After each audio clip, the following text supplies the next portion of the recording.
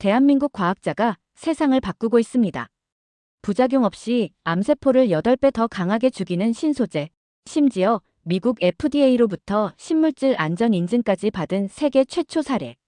그는 설계도도 없이 조력자도 없이 수천 번의 실험을 반복했고 눈물과 피로 뒤덮인 책상 위에서 인류가 단 한 번도 만들어내지 못했던 기술 플랫폼을 손으로 직접 빚어냈습니다.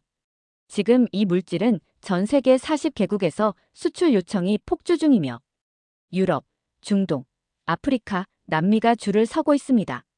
이건 의약품이 아닙니다. 국가도 자본도 하지 못한 일을 책임감 하나로 해낸 이야기입니다. 도대체 어떤 기술이길래 세계 의학계가 한국을 향해 무릎을 꿇은 걸까요? 지금부터 그 누구도 알지 못했던 대한민국의 가장 조용한 승리를 공개합니다. 저는 페터 하일리히예요. 독일 프라이부르크 생명공학연구소에서 15년간 일했고 유럽의 바이오 의약품 전략 설계를 담당해왔습니다. 제 손을 거쳐간 신약 후보 물질만 해도 수백 가지가 넘죠. 저는 감정이 아닌 데이터, 감동이 아닌 구조, 희망보다는 확률을 믿는 사람이었어요. 약이란 개발비와 승인 확률의 수치로 측정 가능한 투자 대상일 뿐이라 여겼거든요.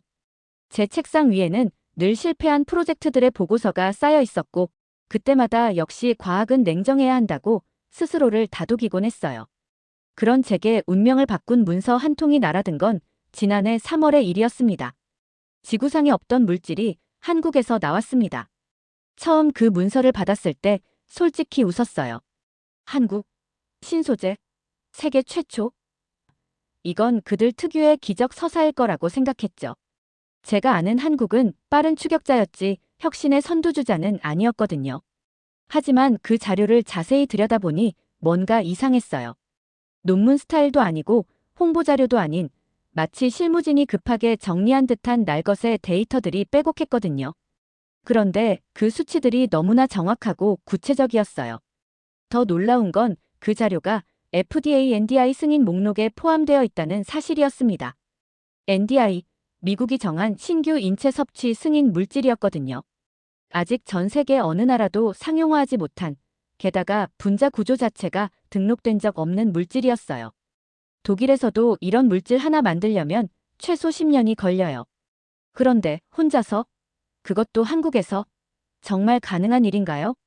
제가 서울행 비행기에 몸을 실은 이유는 하나였습니다. 이 자료가 조작이거나 정말 미친 천재가 한국에 존재하든가 어느 쪽이든 제 눈으로 직접 확인할 필요가 있었거든요. 11시간의 비행 내내 그 자료를 계속 들여다봤어요. 볼 때마다 새로운 의문이 생겼습니다. 이 정도 기술이면 이미 세계적으로 유명해졌어야 하는데 왜 아무도 모르고 있을까?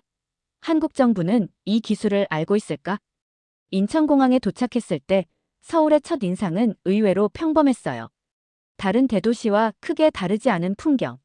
하지만 이 도시 어딘가에 세상을 뒤흔들 기술이 숨어 있다는 생각에 가슴이 두근거렸죠. 서울에서 처음 그를 만났을 때 솔직히 좀 당황했어요. 정특래 대표는 제가 상상했던 천재 과학자의 모습과는 거리가 멀었거든요. 후줄근한 점퍼에 커피 얼룩이 묻은 노트, 책상엔 설탕이 든 블랙커피 캔과 손때 묻은 데이터 시트들이 쌓여 있었고요. 혹시 정특래 대표님이신가요? 제가 영어로 물었을 때 그는 어색한 미소를 지으며 고개를 끄덕였어요. 통역사 없이 대화하기엔 언어 장벽이 있었지만 그의 눈빛만큼은 또렷했습니다. 그런데 그가 처음 내민 건 보고서도 시료도 아니었어요. 그는 환자의 편지 한 통을 건넸습니다. 박사님, 눈이 안 아파요. 이제 딸 얼굴을 똑바로 볼 수 있어요. 저는 분자 구조와 통계로 평가하는 사람인데 그 종이 위의 문장은 어떤 논문보다 정확하고 강력했어요. 갑자기 가슴이 뭉클해지더군요. 이게 환자분이 보낸 거예요? 제가 물었을 때 정 대표는 조용히 고개를 끄덕이며 스마트폰을 꺼냈어요. 그 안에는 수십 개의 비슷한 메시지들이 저장되어 있었습니다. 그가 보여준 첫 번째 시료는 에스파코스라는 플랫폼 물질이었어요. 투명한 작은 유리병 안에 담긴 그 액체는 언뜻 보기엔 그냥 물 같았습니다. 하지만 그 안에 숨겨진 기술은 상상을 초월했어요. 이게 심장, 뇌, 눈, 간, 그리고 암세포까지도 정확히 약을 실어보내는 운반 시스템이라고요? 제가 놀라며 물었을 때 정 대표는 현미경으로 그 구조를 보여줬습니다. 그 크기는 150나노. 우리가 흔히 말하는 나노입자 약물 전달체 중에서도 가장 이상적인 크기였죠. 더 놀라운 건 부작용이 전혀 없다는 것이었어요. 어떻게 이런 게 가능한가요? 제가 계속 질문을 쏟아냈을 때 정 대표는 칠판에 복잡한 분자 구조를 그려가며 설명하기 시작했어요. 언어는 서툴렀지만 그의 과학적 논리는 완벽했습니다. 기존의 파클리탁셀은 물에 녹지 않아 강한 독성의 크레모포어로 희석해야 했어요. 그런데 정 대표는 물에도 잘 녹고 암세포를 정확히 찾아가며 정상세포는 건드리지 않는 구조를 만들어낸 겁니다. 이거 혼자 만드신 거예요? 제 질문에 그는 씁쓸한 미소를 짓더군요. 유럽의 제약사들은 100억 단위의 임상 자금을 들이붓고 3만 페이지에 달하는 서류를 제출해도 승인 하나 받기 위해 10년을 소모해요. 그게 글로벌 제약업계의 상식이었죠. 그런데 한국에서 나온 이 물질은 겨우 13주 만에 동물 실험, 유전 독성, 반복 투여 실험, 용량 범위까지 마무리했어요. 그것도 108명에 대한 인체 임상까지 완료하고 NDI 등록까지 승인받았다고 하더군요. 13주요? 정말 13주 만에? 제가 몇 번이나 되물었을 때 정 대표는 달력을 가리키며 날짜를 하나하나 세어 보였어요. 정말 13주가 맞았습니다. 이건 의학계의 상식을 완전히 뒤엎는 일이었어요. 독일에서는 임상계획서 작성만 해도 몇 달이 걸리는데 이 사람은 전체 과정을 13주에 끝냈다는 거죠. 평택에 있는 그의 실험실을 방문했을 때 그 이유를 알 수 있었어요. 그는 모든 실험을 직접 설계하고 직접 진행하고 직접 분석했거든요. 중간에 끼어드는 관료적 절차나 외부 검토 같은 건 없었어요. 오직 과학적 논리와 환자를 향한 절박함만이 있었습니다. 평택에서 돌아온 그 주, 독일 정부 연구기관 내부 회의에서 프레젠테이션을 했어요. 에스파코스, 키토탁솔, 올리고머 안토시아닌. 전 세계 의학계가 아직 접근조차 못한 기술이라며 발표했죠. 회의실에는 독일 제약업계의 거물들이 모여 있었어요. 바이엘, 머크, 베링거 인겔하임의 연구 책임자들이었죠.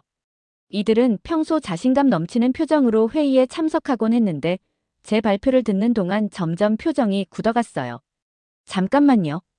이 기술이 정말 한국에서 나온 거라고요? 바이엘의 한 연구 책임자가 끼어들었어요. 네, 제가 직접 확인했습니다. 그럼 이미 특허도 출원되어 있겠네요?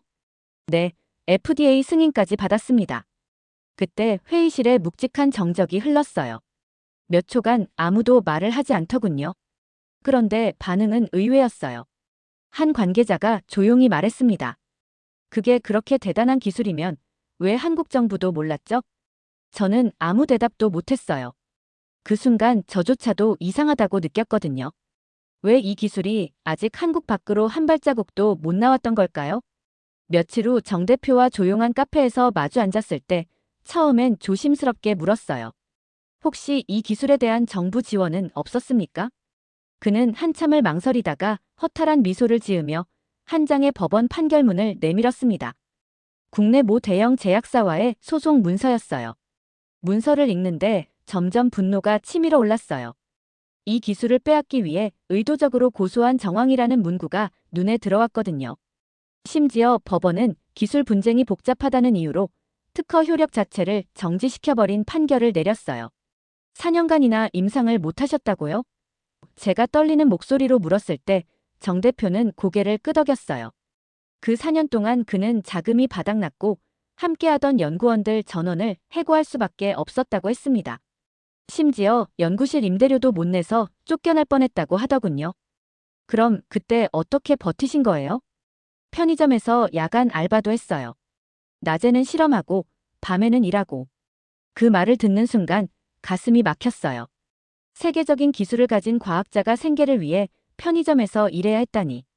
어떻게 다시 일어나신 겁니까? 제가 물었을 때 그는 커피를 한 모금 마시더니 말했어요. 기술이 제 손에 있는데 그냥 두면 죽는 거잖아요. 죽더라도 다시 만들어야 했죠. 그의 말은 담담했지만 그 안에는 엄청난 분노와 절망, 그리고 불굴의 의지가 숨어 있었어요. 유럽이나 미국이었다면 이 정도 플랫폼 물질은 이미 국가 전략 자산이에요. 군이 개입하든 중앙정부가 독점 관리하든 절대 민간에 그냥 방치되지 않아요. 그런데 한국은 그걸 그저 소송 중 기술이라며 외면했어요. 그 기술이 부작용 없는 항암 플랫폼이고 FDA 인증을 받은 신소재라는 사실도 묻힌 채로요. 그 시절이 가장 힘들었어요? 제가 물었을 때 정 대표는 고개를 저었어요. 아니에요. 오히려 그때가 가장 집중할 수 있었어요. 방해하는 사람도 없었고 기대하는 사람도 없었으니까요. 그는 그 기간 동안 논문도 투자도 중단했어요. 그러면서도 매일 새벽 버려진 실험실 한켠에서 혼자 나노입자를 설계했다고 해요. 정 대표가 보여준 연구 노트를 들여다보니 정말 놀라웠어요. 13년간의 실험 기록이 빼곡히 적혀 있었거든요. 성공한 실험보다 실패한 실험이 압도적으로 많았어요. 이거 다 혼자 하신 거예요? 제가 물었을 때 그는 웃으며 대답했어요. 처음엔 연구원들이 있었는데 하나둘 떠나더라고요. 돈도 안 되고 미래도 불투명하니까요. 그는 항암 플랫폼으로 시작했던 에스파코스를 눈 건강 기능식품으로 응용해냈어요. 그 과정에서 수천 번의 실험을 반복했고 기능성 인증은 물론 식약처 세계 최초 표현까지 이끌어냈습니다. 왜 하필 눈 건강이었나요? 제가 물었을 때 그의 대답이 인상적이었어요. 효과를 바로 확인할 수 있거든요. 환자분들이 좋아졌다, 안 좋아졌다, 바로 말씀해 주시니까요. 그게 바로 지금 전 세계 40개국에서 수출 문의가 폭주 중인 아이존의 탄생 비화였어요. 정 대표의 말을 들으며 저는 한 가지 질문을 다시 꺼냈어요. 그런데 왜 아직도 많은 한국인은 이 기술을 모릅니까? 그는 창밖을 바라보며 말했어요. 결과 나오기 전까지는 아무도 안 봐요. 하지만 제가 뭘 만들었는지는 결국 다 알게 될 거예요. 그때 결심했습니다. 이 기술을 더 이상 한국만의 문제가 아니라 인류 전체의 문제로 봐야 한다고요.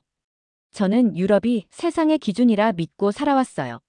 독일, 스위스, 프랑스, 스웨덴 의약품도 화학도, 바이오도 유럽이 중심이라 여겼죠. 한국은 복제국가라는 인식이 컸어요. 속도는 빠르지만 오리지널은 아니라고요. 선진국의 기술을 빠르게 따라잡는 나라, 그런 식으로 생각했어요. 하지만 정 대표를 만나면서 그 모든 편견이 산산조각났습니다. 그날은 월요일이었어요. 정 대표가 저를 데리고 자그마한 창고 같은 실험실로 안내했죠. 새벽 공기가 싸늘했고 플라스틱 뚜껑이 덜렁거리는 그 작은 공간엔 전 세계에서 가장 앞선 기술이 조용히 깃들어 있었어요. 실험실이라고 하기엔 너무 소박했어요. 독일의 연구소와는 비교도 안 될 정도로 열악했죠. 하지만 그 안에서 나온 결과물은 독일이 10년 걸려도 못 만들 기술이었어요. 그는 냉장고 안에서 작은 유리병을 꺼냈습니다. 안엔 맑은 액체가 한 방울 들어있었고 병 옆에는 손으로 적은 글씨가 보였어요. 올리고머 안토시아닌 13차 개량품이라고 적혀 있었죠. 이게 뭐가 특별한가요? 제가 물었을 때 정 대표는 현미경 화면을 켜더군요. 그 물질은 안토시아닌이라는 식물 색소에서 추출한 고순도 올리고머였어요. 전 세계 수천 개의 연구실이 이 구조를 만들려 했지만 실패했죠. 안토시아닌은 빛과 열에 약하고 체내 흡수율도 낮기 때문에 대부분 상업화 직전에서 무너져요. 그럼 이 문제를 어떻게 해결하신 거예요? 정 대표는 칠판에 복잡한 화학식을 그려가며 설명하기 시작했어요. 그가 13년 동안 혼자 연구해서 안정적이고 흡수율이 높으며 기능성도 강화된 올리고머화된 안토시아닌으로 완성해낸 과정이었습니다. 임상 결과도 있나요? 제가 물었을 때 정 대표는 두꺼운 파일을 꺼냈어요. 심지어 그걸로 인체 임상까지 마쳤더군요. 눈물 분비 40% 증가, 눈물막 유지 시간 60% 증가, 건성 안구 개선율. 이 수치들을 보는 순간 저는 할 말을 잃었어요. 독일에서도 이 정도 결과가 나오면 즉시 대형 제약사들이 달려들 데이터였거든요. 이거 진짜 맞는 거죠? 제가 몇 번이나 확인했을 때 정 대표는 제 표정을 보며 이렇게 말했어요.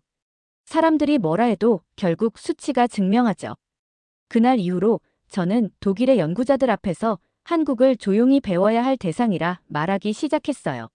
며칠 후 정 대표가 직접 준비한 한 병원 임상실험 현장을 참관하게 됐어요. 이전까지는 기술을, 수치를, 그래프를 봤다면 이날은 사람을, 그리고 인생을 보게 됐습니다. 서울에 있는 중형 안과병원이었어요. 간판도 소박했고 건물도 허름했어요. 하지만 그 안엔 세상이 모르는 기적의 순간이 숨쉬고 있었죠. 시험 대상자는 안구 건조증으로 고통받던 사람들이었어요.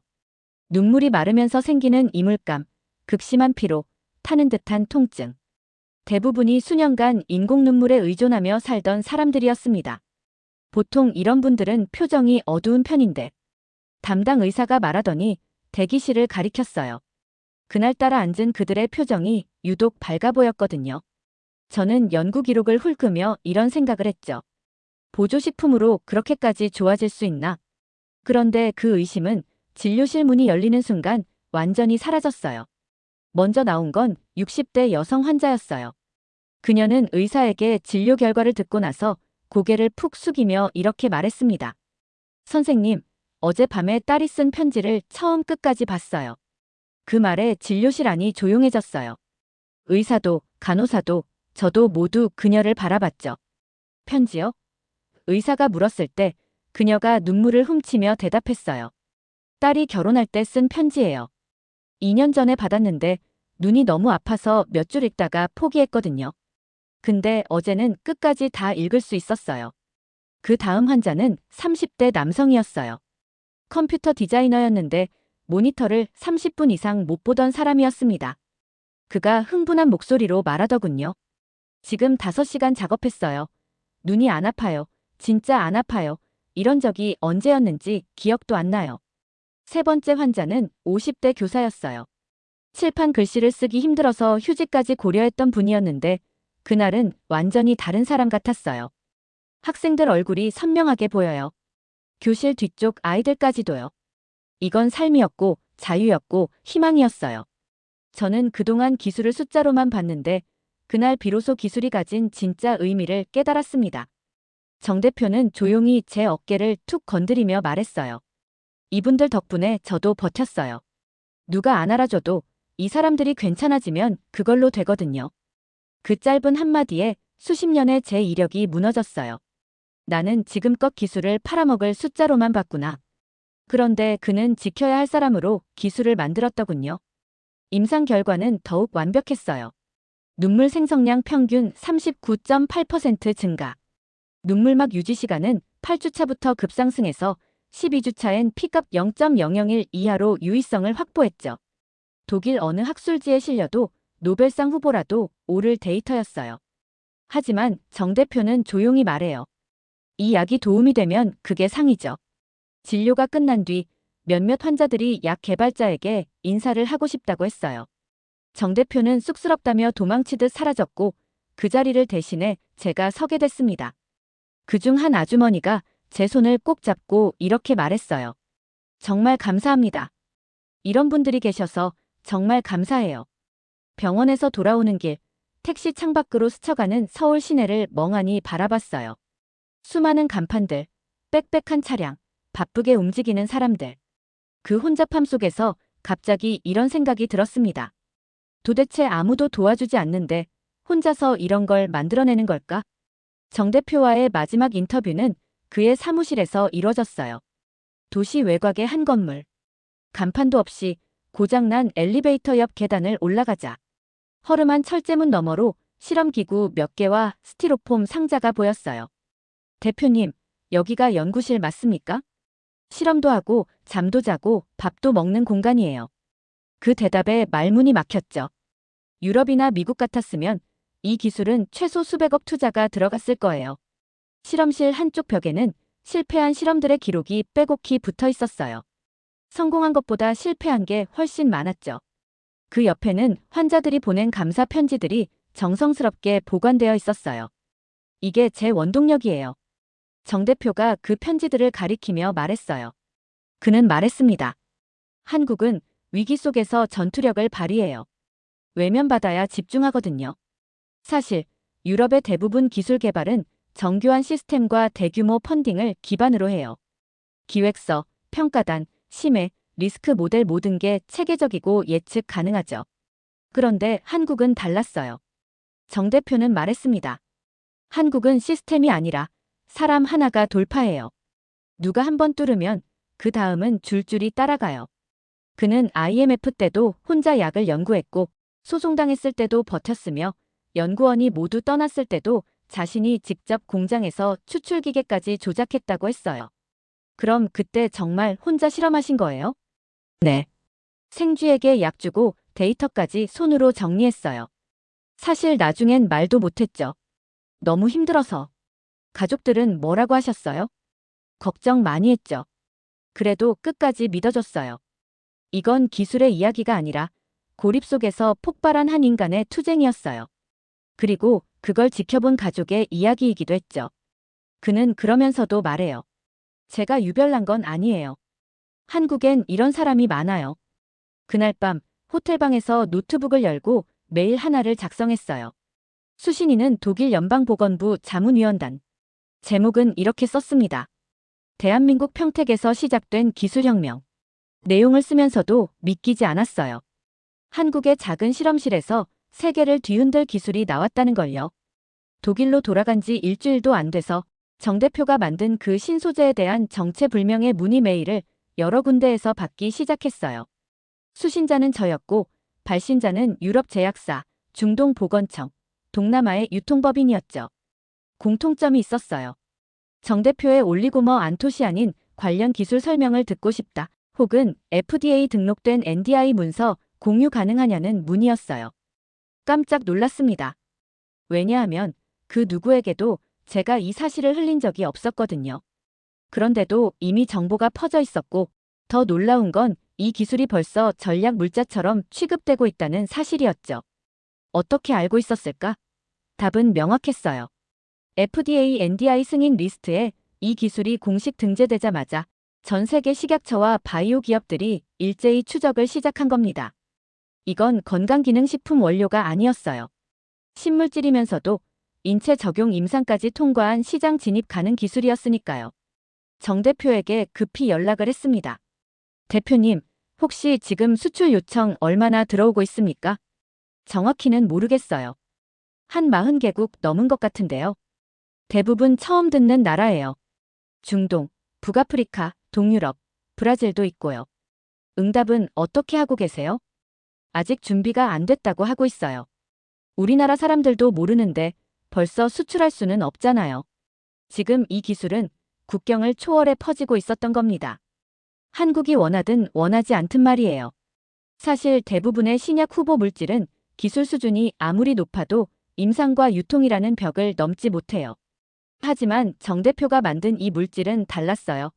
FDA의 신물질 승인 통과, 식약처의 개별 인정 원료, 등록 인체 임상 결과 확보, 기능성 입증 수치 확보, 대량 생산이 가능한 공정 시스템 보유. 즉, 지금 당장이라도 수출이 가능한 완제품 준비 상태였어요. 유럽에서 일어난 반응도 충격적이었어요.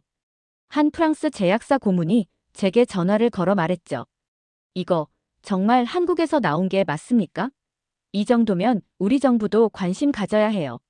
심지어 독일 내무부 보건전략국에서도 기술 이전이나 독점 계약 가능성 여부 검토라는 내부 검토 보고서를 작성하고 있었어요.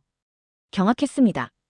이건 더 이상 작은 실험실의 이야기가 아니었고 국가 간 의약 주권과 직결된 이야기가 된 겁니다. 저는 다시 연락해 말했어요. 대표님, 이건 국가 자산입니다. 제대로 키우지 않으면 다른 나라가 먼저 가져가 버립니다. 근데 전 아직 우리나라가 이걸 진짜 믿어줄까 그게 더 걱정이에요. 기술이 아니라 사람이 문제니까요. 그 말은 너무 현실적이고 너무 슬펐어요. 하지만 저는 알아요. 이제 이 기술은 한국이 원하든 원하지 않든 세계가 쫓아오는 기술이 됐다는 것. 정 대표는 다른 과학자들과 달랐어요. 그는 특허료가 아니라 사람을 먼저 받고 유통계약서보다 환자의 눈을 먼저 들여다봤어요. 제가 대기업 R&D 본부에서 근무할 때 늘 제일 먼저 보는 게 ROI였어요. 수익률, 회수기간, 투자 대비 이익. 그게 없으면 아무리 훌륭한 기술이라도 접는 게 업계의 룰이었죠. 그런데 정 대표는 그 모든 걸 무시한 채 본인의 사비를 털어가며 수익 가능성도 희박한 실험을 수년간 이어갔어요. 그럼 처음부터 이게 돈이 안 되는 기술이란 걸 알고 있었습니까? 그는 웃으며 말했어요. 눈 건강은 시장이 작아요. 안구 건조증이 생명에 치명적이지도 않고 보험도 안 되는 치료제니까요. 근데 매일 고통받는 사람들이 있잖아요. 그걸 아니까 그냥 안 멈춘 거예요. 유럽에서는 비용 대비 이득이 가장 중요한 기준인데 그는 철저하게 필요 대비 책임을 우선으로 두고 있었던 겁니다. 심지어 그는 제품을 완성한 뒤에도 프리미엄 가격으로 판매하지 않았어요. 그 이유가 뭐였는지 아시나요? 눈이 불편한 사람들은 대부분 중장년층이에요. 은퇴하거나 수입이 없는 분들도 많죠. 그래서 약국보단 온라인으로, 병원보단 집으로 가게 했어요. 가격도 최소한으로 낮췄고요. 그리고 진짜 놀라운 건 그 다음 말이었어요. 사실 남는 게 별로 없어요. 그래도 괜찮아요. 어차피 사람 살리려고 만든 거니까. 그는 세계 최초라는 타이틀을 얻고도 대기업의 기술을 넘기지 않았고 해외 투자 제안을 전부 거절했어요. 하나의 조건 때문이었어요. 국내 생산, 국내 관리, 국내 유통. 그가 강조한 말입니다. 이건 우리 손으로 만든 약이에요.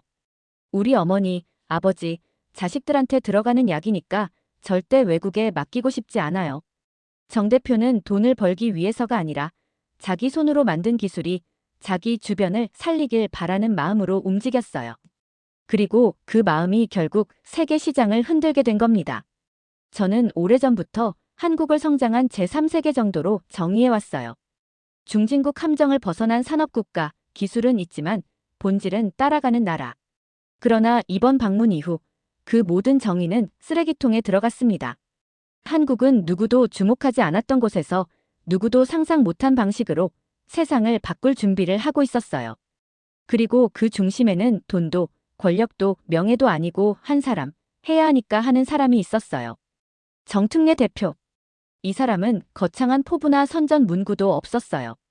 그저 필요한 일을 했고 누군가 그걸 하지 않으면 아무도 안 할 것 같았기에 혼자서 시작했어요. 한국은 이미 전 세계에 수출하고 있어요. 자동차, 철강, 반도체, 조선. 하지만 정 대표를 보며 느낀 건 이 나라는 이제 산업이 아니라 책임을 수출하는 나라라는 것이었습니다. 그 책임이란 게 뭔지 아시나요? 내가 만든 기술이 누군가의 삶을 바꿔야 한다는 확신, 그리고 그걸 끝까지 내 손으로 증명하겠다는 고집이었어요. 독일에 도착하자마자 바로 회의에 들어갔어요. 주제는 NDI 신소재 대응 전략. 정 대표의 기술을 독일 제약사들과 어떻게 협력할 수 있을지를 논의하는 자리였죠. 한 간부가 이렇게 묻더군요. 기술력은 확실한가요? 투자 가치가 있다고 보십니까? 그 질문에 이렇게 대답했어요. 기술력? 그것만 있었으면 보고서로 충분했죠. 돌아와서 직접 말하고 있는 건 그 기술 뒤에 있는 인간이 더 무서워서입니다. 아무도 도와주지 않는데 포기하지 않는 인간. 누가 욕해도 흔들리지 않는 사람. 수출보다 환자를 먼저 보는 눈. 그리고 끝까지 우리 손으로를 외치는 철학. 그래서 저는 확신합니다. 이 나라는 더 이상 제3세계가 아니에요. 기술은 복제할 수 있어도 이 나라가 가진 정신은 복제 불가능하니까요. 두 번째 사연 시작합니다. 당신은 모르실 겁니다. 세상 곳곳을 돌아다녀 본 사람만이 깨닫게 되는 진실이 있다는 사실을요. 프랑스, 이탈리아, 독일, 미국. 겉보기엔 멋있죠. 예술이고 질서고 자유고. 막상 살아보면 다 불편투성이입니다. 지하철은 늦고 행정은 느리고 병원은 지옥이고 안전은 운에 맡겨야 합니다. 그런 나라들 속에서 30년을 버틴 한 남자가 있었습니다. 세계 10개국을 돌아다닌 전직 글로벌 주재원. 그가 그렇게 많은 나라를 거쳐 살아봤음에도 인생 통틀어 단 하나, 절대로 잊지 못하는 나라가 생겼다고 합니다. 그는 말합니다. 살아보니 알겠더군요. 한국은 그냥 좋은 나라가 아니라 세상에 하나뿐인 나라였습니다. 다른 나라들은 비교 대상조차 되지 않았습니다. 미국인, 그것도 유럽과 아시아를 다 경험한 전문가가 말합니다. 한국만큼 완벽한 나라는 세상에 없었다고. 대체 무슨 사연인지 오늘 사연 바로 시작하겠습니다. 저는 리처드 하트먼, 올해 51세 유럽계 미국인입니다. 글로벌 제조업체에서 30년 넘게 일해온 전직 글로벌 주재원이죠. 젊은 시절부터 세계 곳곳을 누비며 살았어요. 20대에는 런던에서 유학했고 30대엔 파리, 뮌헨, 스톡홀름을 거쳐 방콕, 싱가포르, 도쿄까지 전 세계 10개국을 경험했습니다. 그리고 40대 중반, 운명처럼 서울에 발령받았죠. 늘 스스로를 운 좋은 사람이라 여겼어요. 유럽 명문대에서 공부하고 세계적 기업에 입사해 젊은 시절부터 각국을 돌며 살았거든요. 그 시절엔 세계 어디든 그 나름의 장점이 있다고 믿었답니다. 하지만 나이가 들고 가족이 생기면서 점점 불편함을 느끼기 시작했죠. 파리는 아름다웠지만 살기엔 고달팠어요. 행정이 복잡하고 관공서는 불친절했죠. 밤거리를 걸을 땐 항상 경계해야 했고 소매치기도 흔했습니다. 사건 발생 시에도 CCTV는 없고 경찰은 운이 없었네요 라는 식이었어요. 독일은 깔끔했지만 너무 느렸죠. 택배 일주일, 인터넷 설치 2주, 계약 변경은 한 달. 삶이 이렇게 굼떠도 되나 싶었습니다. 방콕은 날씨와 물가가 좋았지만 출퇴근은 교통지옥이었고 비 오면 도로가 물에 잠기고 정전도 흔했어요. 한국에서 왔던 친구가 말하더군요. 한국에선 모든 게 당일 해결돼요. 처음엔 웃었어요. 설마 그런 나라가 있을까 싶었으니까요. 사실 저는 아시아에 대한 편견이 컸습니다. 정제되지 않은 에너지, 느슨한 시스템, 문화적 차이. 도쿄에서도 언어 장벽과 폐쇄적 분위기에 고생했었죠.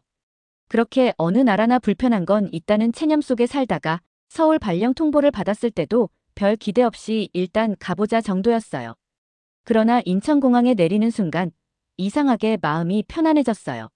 낯선 땅인데 어딘지 모르게 질서정연하고 시스템이 흐트러짐 없이 작동하고 있었죠. 직감적으로 여긴 뭔가 다르다고 느꼈답니다. 그 직감은 며칠 안에 확신으로 바뀌었습니다. 지금 생각해보면 저는 그날부터 서서히 한국이라는 나라에 중독되고 있었습니다. 파리에서 느낄 수 없었던 질서, 방콕에서 상상도 못했던 효율. 모든 것이 이 낯선 나라에서는 당연한 일처럼 굴러가고 있었어요. 인천공항 시설은 믿기지 않을 만큼 현대적이었고 안내 표지판은 영어는 물론 일어와 중국어까지 갖춰져 있었죠. 세관 직원들의 대응도 빠르고 정중했어요. 유럽 공항에서는 상상도 못하던 일이었답니다. 입국 심사만 마쳤을 뿐인데 기분이 좋아졌어요. 호텔로 가는 리무진 버스에서 와이파이가 자동 연결되고 실시간 도착 안내가 모니터에 나왔죠. 지금이 몇 년도지? 궁금해질 정도였어요. 도시 전체가 유기적으로 연결된 거대한 회로처럼 움직이고 있었고 도로는 쓰레기 하나 없이 깨끗했답니다. 하지만 진짜 충격은 다음 날부터였어요. 아침 편의점에서 커피를 사려는데 계산대에 직원이 없었죠. 당황했지만 무인 시스템으로 30초 만에 계산을 마쳤어요. 그날 저녁 카카오 택시 앱을 깔고 쿠팡 로켓 배송에 첫 주문을 넣었는데 다음날 아침 7시에 이미 물건이 도착해 있더군요. 이건 빠르다는 표현으로는 부족했어요. 마치 미래 도시가 현실이 된 듯했죠. 며칠 뒤 병원에 갈 일이 생겼는데 한국어를 못해 걱정했어요. 하지만 통역기 하나로 등록부터 진료, 약 처방까지 40분 안에 끝났고 진료비는 미국과 비교조차 할 수 없을 정도로 저렴했습니다. 이 나라에 익숙해지면 다른 곳에서 살 수 있을까 하는 생각이 들기 시작했죠. 회사에서도 회의는 정시에 시작되고 자료는 전자문서로 즉시 공유됐어요. 동료들은 효율성과 속도를 중시하면서도 정이 있었습니다. 업무와 인간미의 균형이 실제로 존재할 수 있다는 걸 처음 경험했죠. 한국 회식 문화도 놀라웠어요. 서양의 의례적인 모임과 달리 진짜 팀이라는 느낌이 들었습니다. 팀장님이 술을 따라주며 리처드 씨, 우리는 이제 가족이에요라고 말씀하셨을 때 그 진심이 느껴졌어요. 다음 날 아침, 누군가 제 책상에 숙취의 소재를 놓아둔 작은 배려에 감동하기도 했죠. 하루하루가 놀라움의 연속이었습니다. 길에서 삼성페이 하나로 지하철, 약국, 식당 모두 해결되고 배달앱에선 한밤중에도 50개가 넘는 음식점이 열려 있었어요. 평균 배달 시간 30분. 이건 마법 아닌가요? 어느 날 밤 갑작스러운 폭우가 내렸을 때 우산이 없어 당황했는데 지하철역에 비닐 우산 대여함이 있더군요. 무료로 빌려 쓰고 다른 역에 반납할 수 있었어요. 서울에 온 지 일주일 만에 깨달았습니다. 이 도시는 제가 살아온 어떤 곳보다 정교하고 빠르고 편리한 시스템으로 돌아가고 있었어요. 그 순간 제 머릿속에서 딸깍하고 뭔가 바뀌는 느낌이 들었죠. 그동안의 세계라는 개념이 완전히 흔들렸답니다. 이전까지 당연하다고 여겼던 불편함들은 세계가 그런 줄 알았기 때문이었어요. 한국에 와보니 그건 그저 불편함에 익숙해진 것뿐이었죠. 그리고 그날 이후 매일같이 생각했습니다. 세상에 진짜 이런 나라가 존재할 수 있구나. 한국 생활 첫 달, 예상치 못한 이슈로 주말에 급히 업무 자료가 필요했어요. 본사에서 급한 이메일이 왔는데 노트북을 숙소에 두고 왔던 거죠. 당황해서 근처 PC방을 찾았는데 24시간 운영에 초고속 인터넷, 최신 장비까지 갖춰져 있더군요. 심지어 음료와 간단한 식사류도 판매하고 있었고 주문하면 자리로 배달까지 되는 시스템이었죠. 30분 만에 모든 작업을 끝내고 파일을 보냈더니 미국 본사 동료가 놀라워했어요. 주말인데 어떻게 그렇게 빨리? 서울 생활 한 달쯤 지나자 이상한 현상이 나타났어요. 처음엔 놀랍기만 했던 한국의 시스템들이 이제는 없으면 불안해지기 시작한 겁니다. 처음엔 와, 이게 되네. 설마 이것도 돼? 하며 놀라다가 이제는 왜 이건 아직 안 와? 택배가 이틀이나 걸렸네. 라는 생각을 하는 제 모습을 발견했어요. 밤 11시, 야근 후 집에 돌아오는 길에 따뜻한 국물 요리가 먹고 싶었어요. 배달 앱을 보니 국밥 24시간 배달이 있더군요. 30분 만에 도착한 음식은 김이 모락모락 나고 반찬까지 정갈했죠. 말도 안 되는 현실에 젓가락 들기도 전에 웃음이 터졌어요. 인간의 편의를 넘어선 의식 수준의 배려였습니다. 한국은 사람이 불편함을 느끼기도 전에 예상하고 먼저 해결해주는 나라였죠. 이건 문명이 아니라 마법에 가까웠습니다. 어느 날은 우연히 한국기술 전시회에 참석했어요. 로봇 바리스타가 내린 커피를 마시며 AR 안경으로 가상 쇼핑을 체험했죠. 이런 기술들이 서울 곳곳에서 이미 상용화되고 있다는 사실에 또 한 번 놀랐어요. 미국에선 아직 시제품 단계인 것들이 여기선 일상이었으니까요.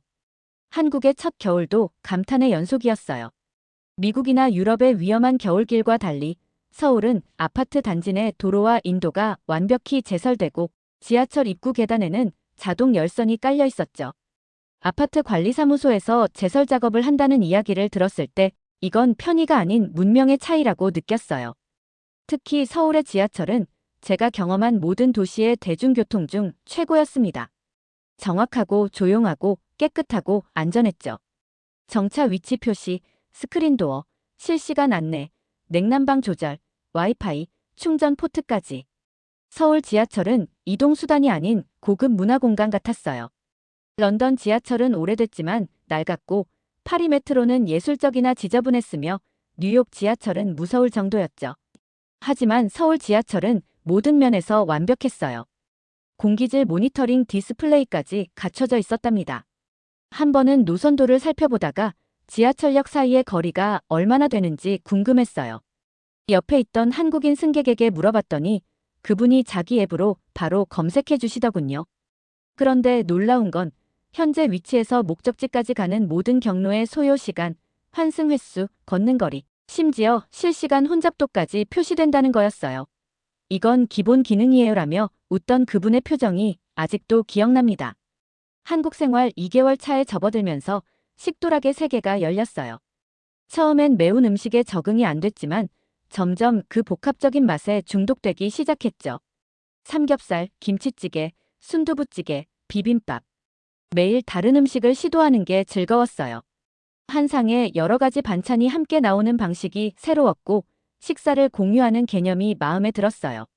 미국에선 각자 자기 접시만 바라보는데 한국에선 모두가 함께 음식을 나누고 대화하는 모습이 인상적이었죠. 회사 근처 작은 백반집 아주머니가 제게 특별히 매운맛을 조절해 주시던 배려도 잊을 수 없어요. 외국인인데 잘 먹네요. 라며 항상 반찬 하나를 더 얹어주시던 그 정성. 식당에서도 사람과 사람 사이의 따뜻함을 느꼈습니다. 서울 생활 3개월 차, 아내와 아이가 미국에서 도착했어요. 공항 리무진을 타고 가는 길, 아내는 창밖을 보며 중얼거렸죠. 여기 깨끗하다. 이상하리만큼 깔끔해. 집에 도착한 아내는 무인 택배함과 번호키, 바닥 난방에 놀랐어요. 우리 집은 겨울에 발이 시려 죽겠는데 여긴 바닥이 따뜻하다고. 전기밥솥으로 지은 밥을 한 숟갈 먹더니 눈을 동그랗게 뜨고 고개를 끄덕였죠. 이거 어떻게 한 거야? 갓 지은 밥 같잖아. 아들은 다음 날 초등학교에 다녀온 뒤 엄마 여기 학교는 점심이 너무 맛있어. 라고 외쳤어요. 미국의 샌드위치나 냉동 피자와 달리 한국은 비빔밥에 과일, 디저트까지. 아이에겐 축제였죠. 며칠 지나자 아내는 편의점만 다니기 시작했어요. 여긴 진짜 천국이야. 24시간. 생필품도 팔고 약도 팔아. 심지어 택배도 보낼 수 있다는데. 슬쩍 웃으며 말했죠. 여기선 편의점이 생활센터에 가까워. 아내가 진짜 한국에 빠진 건 병원 방문 후였어요. 허리 통증으로 정형외과를 찾았는데 1시간 30분 만에 진료, 엑스레이, 물리치료까지 받고 나왔죠. 미국이라면 예약만 몇 주, 치료는 몇 달 기다렸을 거예요. 리처드, 말도 안 돼. 병원비가 2만 원도 안 한다고. 그때 아내가 진지하게 말했어요. 우리 은퇴하면 여기로 이민 오자. 가족과 함께 한국 생활이 깊어지면서 문화적 경험도 확장됐어요. 처음으로 한복을 입고 경복궁을 방문했을 때의 기분은 잊을 수 없답니다.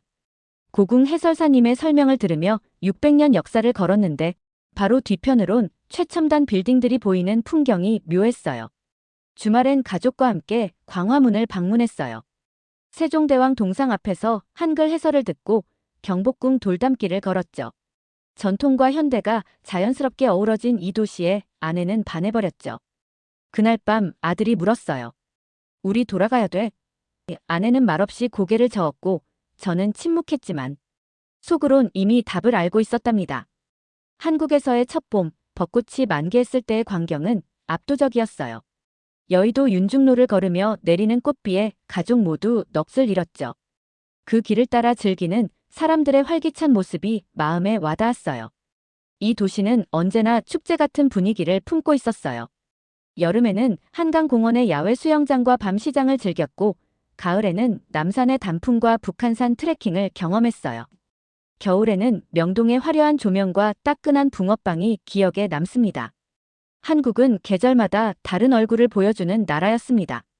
아내는 영어 가능한 헤어샵과 네일숍을 단골로 정하고 한식을 배우러 문화센터에 등록했어요.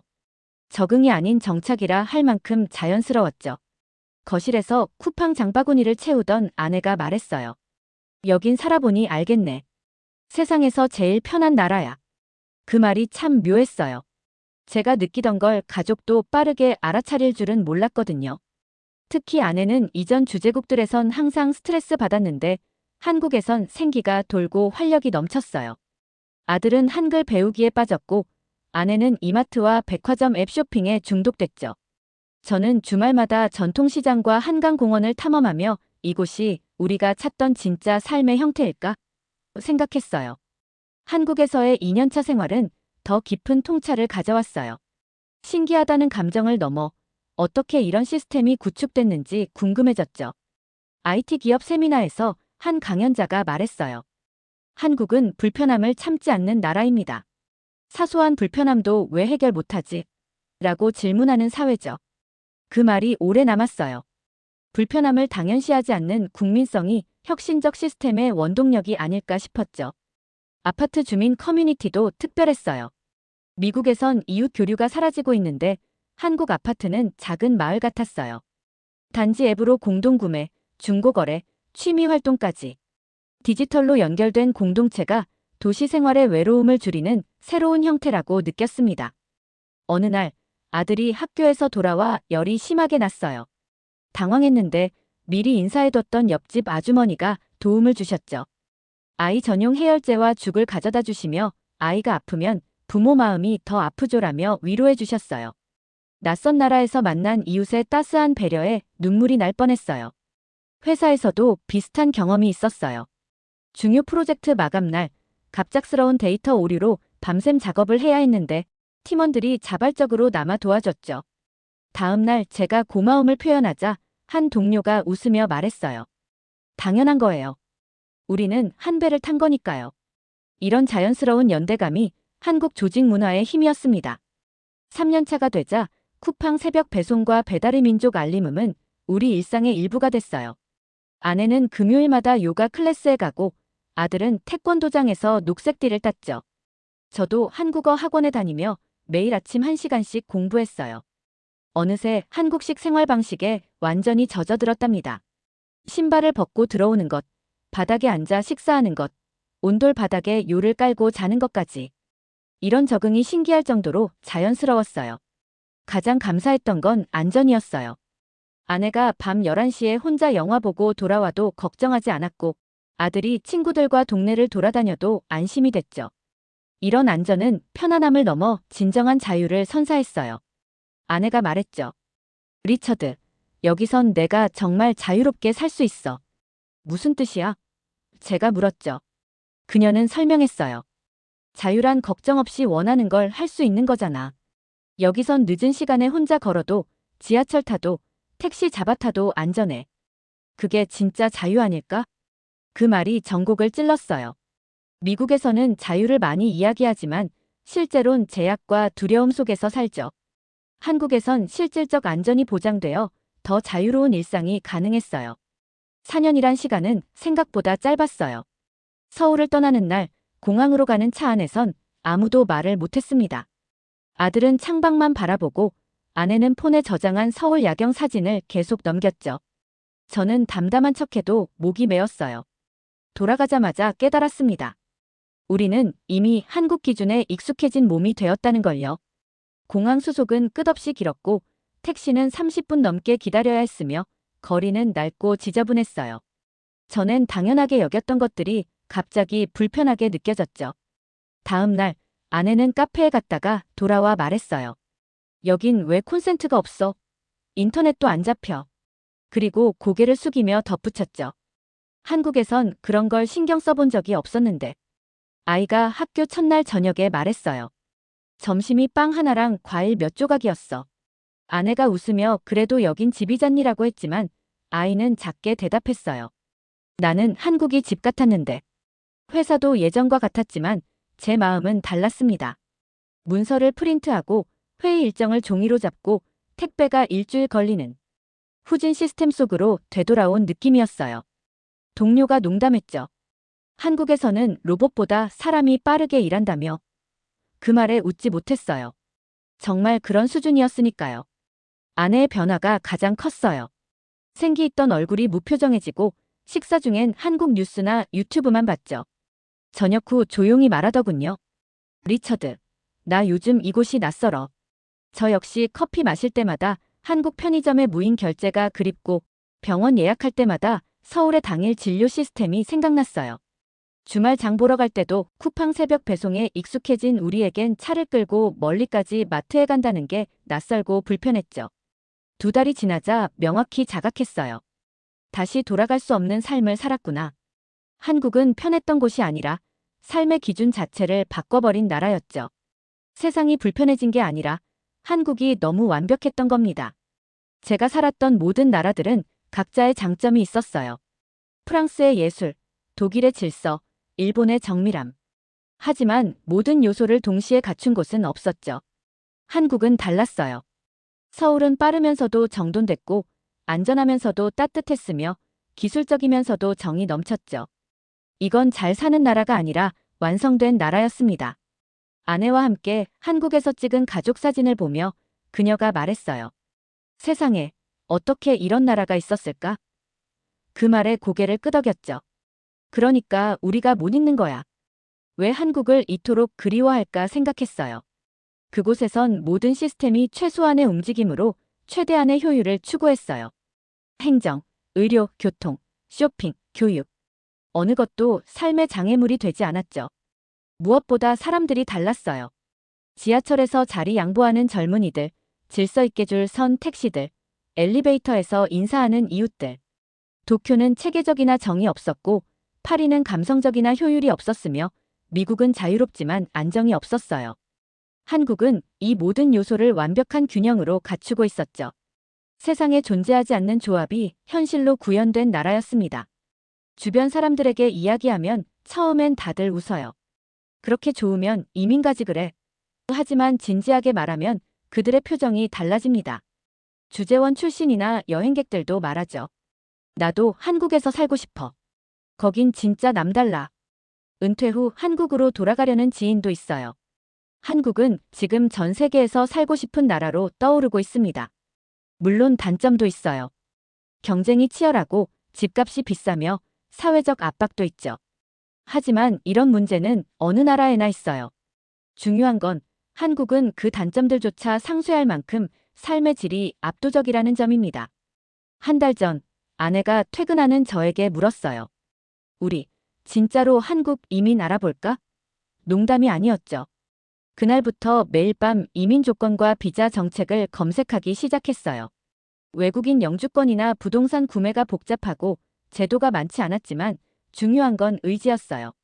상상해봅니다. 서울 외곽의 조용한 아파트에서 아침엔 단골 카페 아메리카노, 오후엔 한강 산책, 저녁엔 배달 한식으로 마무리하는 삶. 주말엔 서울숲, 홍대, 익선동, 연남동을 아내와 함께 다니며 또 다른 날을 발견하는 일상.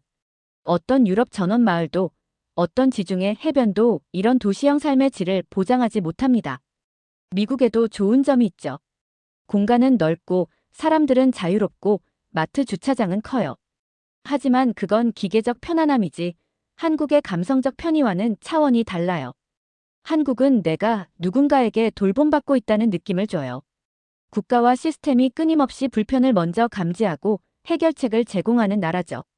그래서 한국은 어떤 사치품보다 더 가치 있는 삶의 공간이었습니다. 아내가 물었어요. 당신, 왜 그렇게 한국에 가고 싶은 거야? 망설임 없이 대답했죠. 거긴 그냥 사라지는 게 아니라 살고 싶어지는 곳이야. 평범한 아침, 커피 내리고 노트북 열면서 창밖을 바라봅니다. 이 조용한 일상 속에서도 매일 한국을 떠올려요. 아무 일 없는 순간에도 한국이 자연스레 떠오르죠. 특별한 사건이나 사람 때문이 아니에요. 그곳은 사소한 모든 것이 특별했던 나라였기 때문이죠. 서울 길거리 영상이나 한국 여행 사진을 보면 가슴이 서늘해집니다. 그리움이라는 감정이 이렇게 명확할 수 있다는 걸 처음 알게 해준 나라가 바로 한국이었어요. 이건 주재원의 향수가 아닙니다. 삶의 기준이 바뀐 사람의 내면적 갈망이에요. 한국은 제가 처음으로 이 나라에서 늙고 싶다고 느낀 곳이었고 아이에게 남기고 싶은 추억이자 아내가 다시 돌아가자고 말할 수 있는 유일한 도시였습니다. 친구들과 만나면 이야기는 늘 한국으로 흘러가요. 그들 얼굴엔 부러움과 궁금증이 담겨 있어요. 그럴 때면 말합니다. 한번 한국에서 살아보면 그 감정을 말로 설명할 수 없어. 그건 그냥 매일 그리워지게 되는 병 같은 거야. 사람들은 웃지만 저는 진심입니다. 한국은 다녀온 곳이 아니라 살아낸 시간들이 박제된 제 인생의 황금기 그 자체였거든요. 기계처럼 작동하는 편리함, 사람 사이에 흐르던 정, 도시의 정제된 공기와 국가가 제공하던 세심한 배려들. 그 모든 것들이 지금도 저를 잡아당깁니다. 그래서 저는 확신해요. 지금껏 살아온 나라 중 다시 돌아가고 싶은 단 한 곳이 있다면 그건 한국입니다. 오늘 사연이 재미있으셨다면 구독과 좋아요, 알림 설정까지 부탁드립니다. 더 재미있는 사연으로 돌아오겠습니다. 이상 감동탐험이었습니다.